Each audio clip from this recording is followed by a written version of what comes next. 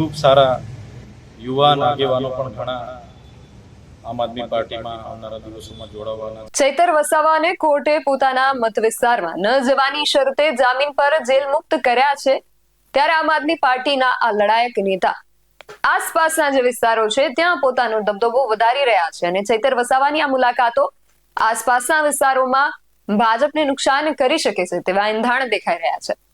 ભાજપના એક નબળા પાસા પર ચૈતર વસાવાએ દાવ રમી નાખ્યો હોવાની ચર્ચા વાયુવેગે પ્રસરી રહી છે. શું છે આ અંદરની વાત? છોટાઉદેપુરમાંથી સામે આવી રહેલ આ એંધાણ શું છે? સમગ્ર વિષય પર વિગતે વાત કરીએ અહેવાલમાં. જય હિન્દ. BS9 TV ન્યૂઝ પર આપની સાથે હું છું નિધિ ગઢવી. ચૈતર વસાવા જ્યારથી જેલની બહાર આવ્યા છે ત્યારથી ચર્ચાઓ તો થઈ રહી છે કે આમ આદમી પાર્ટીના આગેવાન ભાજપને ભારે પડી શકે છે.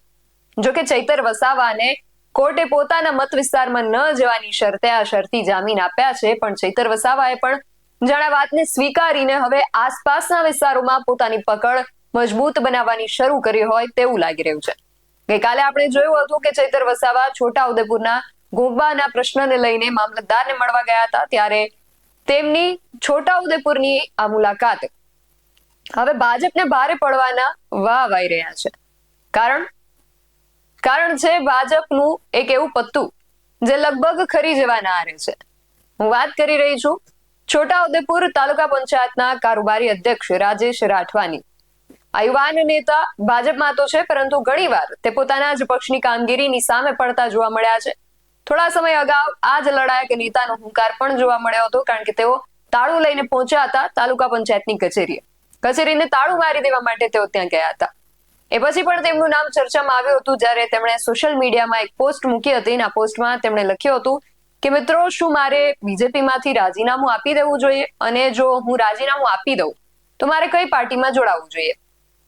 આવું કહીને તેમણે લોકોનો મત માંગ્યો હતો ને જોકે ઘણા લોકોએ તેમને આમ આદમી પાર્ટીમાં જોડાવાની સલાહ પણ આપી હતી. હવે લાગી રહ્યું છે કે એવું થઈ પણ શકે ને તેઓ આપમાં જોડાશે, કારણ કે ગઈકાલે ચૈતર વસાવા છોટાઉદેપુરની મુલાકાતે હતા ત્યારે રાજેશ રાઠવા તેમને મળવા પહોંચ્યા હતા. જોકે આ વિષય જ્યારે ચૈતર વસાવાને પૂછવામાં આવ્યું ત્યારે તેમણે આ વિષયને લઈને શું કહ્યું એ સાંભળો.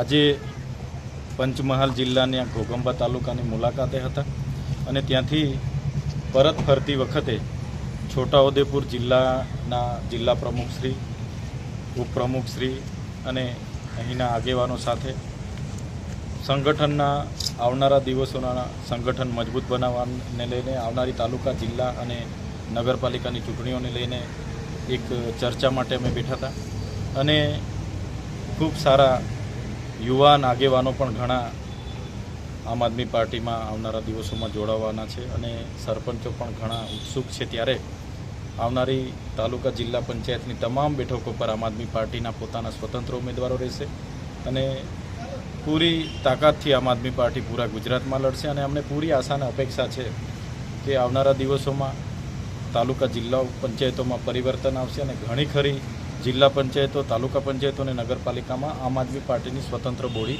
બનશે એવી અમને પૂરેપૂરી અપેક્ષાઓ પણ છે.